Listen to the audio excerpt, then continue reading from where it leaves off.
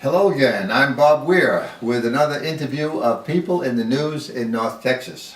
My guest today is Jason Mrochek, who is running for the Republican nomination to Congress in the 26th District of Texas. Thank you for being here, Jason. Well, thanks for having me. If you would please begin by telling our viewers something about your background. Sure. Yeah, so as soon as I graduated high school, I actually went off to study at West Point, United States Military Academy in New York, and was commissioned as an officer in the Army.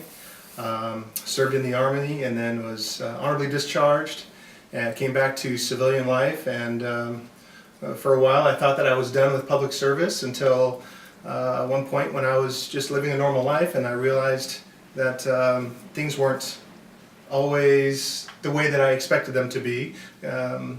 So at that point I was a consultant, a senior consultant with a Big Four consulting company, and about that same time I started getting active in trying to do something about a lot of the issues. In my case, it was a lot of the things about illegal immigration that were impacting all facets of our life. And I gathered together with a bunch of local folks and started an organization, what is known today as the Patriot Coalition, and dedicated to essentially restoring constitutional governance to the United States and preserving it for our descendants.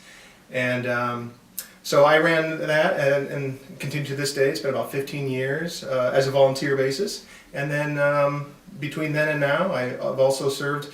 I started a software development company, been involved in real estate, and am currently a business analyst with a global healthcare company. Well, that's extensive. Have you ever run for political office before? No. All the experience I have in politics has been nonpartisan, really just focused on what the Constitution says. It doesn't matter to me if you're left or you're right. This is what the roadmap for our country. This is the employee handbook for our public servants. So that was what is important to me. Well, what made you decide to run now? Yeah, so after 15 years as the executive director for the Patriot Coalition and working from the outside, educating, trying to inspire people to hold their public servants accountable, also ensuring that the right types of legislation are introduced and why they should or shouldn't be based on a constitutional basis. At this point, it is very difficult for me to see the same sorts of non-compliance with our Constitution at the federal level. This is a very good time for me to then now see what I can do it from the inside. Kind of get to the belly of the beast and ensure that same constitutional standard is upheld. Have you been active in the Republican Party, for example, in Denton County?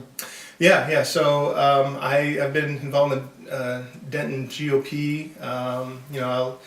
I'm probably known different clubs and been to CEC meetings. Recruited precinct chairs. So I've done everything I can to try to make sure that people are involved, because a lot of people will say, well, it's our politicians that are the problem, and to a point that's true. But we, the people, have to hold them accountable, and so we have to be involved at a very, very local and a very grassroots level to make sure that happens. All right, tell us about the main issues you'll be talking about during the campaign. Yeah, so I always tell people initially it's extremely important for you to understand that your elected officials, they're not going to be able to communicate with you about every single issue that they vote on every vote. Right? So it's important that you understand their values and their principles. If you are aligned with their values and principles, then at least you know they're heading in the same direction that you are. So to me, it's important that we are preserving our liberties, that we are strictly adhering to our Constitution and putting America first. So from a very directional place, those are the things that I want people to be able to align with, or at least those are my values. So I hope that if that's their values as well, that's something they'll support. In terms of priorities, again, the defense of liberty. Anytime something is treading on any of our liberties, doesn't matter what it is. If it is our God-given liberty, that is what's important to me. Well, let me get specific then on issues. Yeah. How do you feel about the construction of a border wall? I think it's an absolute requirement to solve the problem of illegal immigration. It is one of 4 things that has to happen for that to be solved, or at least rectified to a place where we can take a breath and reevaluate what we're going to do about immigration, both legal and illegal. This is a question a lot of people are asking, and I'm certainly always asking, with the economy booming the way it is, why do you think there are so many socialists running for office in the Democrat Party? Yeah, well, to me, I don't think it's for them. It's not just about the money, right? It's about the power and the control.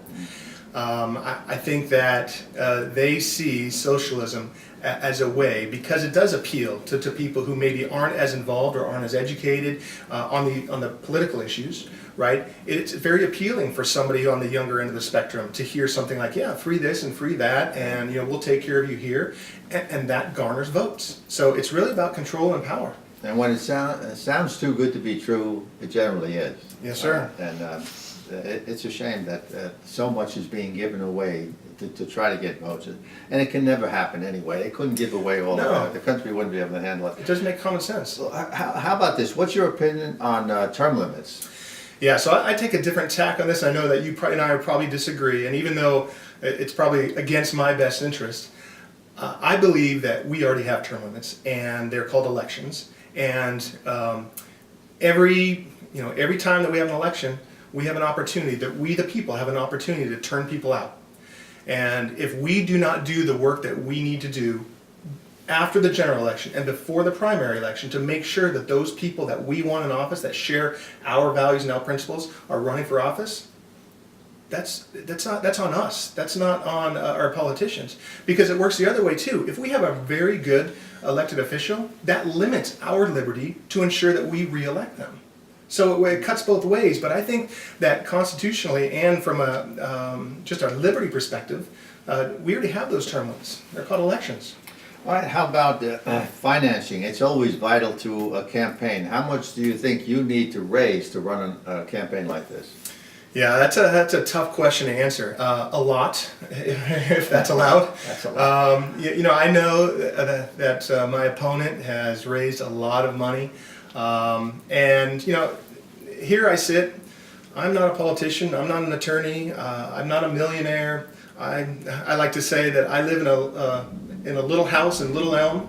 I don't have big business or lobbyists in my back pocket. So the deck is stacked against me, and so fundraising is going to be a very important part. I'm hoping that people get involved, and if they again share my values, that they're going to donate to my campaign. But I personally, I'm more focused. I want to get out and I want to meet as many people as I can. I want to understand the things that are important to them at a federal level. I want to understand the issues that they are facing. So for me, it's really going to be about the ground game. All right, what type of campaigning do you see yourself doing? Or debating, door-to-door, literature? I guess a variety of... Yeah, I think all of the above. Again, to me, it is more important. I'm doing this because I know that I can be a voice of the people. We the people that share my values. So I can't do that unless I am getting out among them and understanding their issues. All right, let me ask you this then. If you're elected, what would you do differently than Congressman Burgess? Yeah, well, I would say that one is, again, back to the Constitution.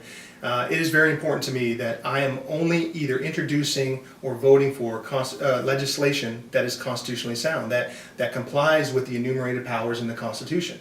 And to this point, a lot of the legislation that has been introduced by my opponent, he will cite the Commerce Clause or the General Welfare Clause, which are really just sort of catch-alls. That is not telling me that somebody has a solid understanding of why he's introducing legislation.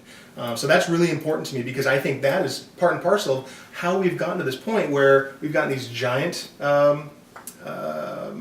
bills that have spending a ton of money on stuff that the federal government is not responsible for legislating. Well, I see it's time to wrap up, Jason, so I just want to thank you for being here, and I want to wish you good luck in the campaign. Well, thank you. It's been my pleasure. Thank you. And thank you for watching.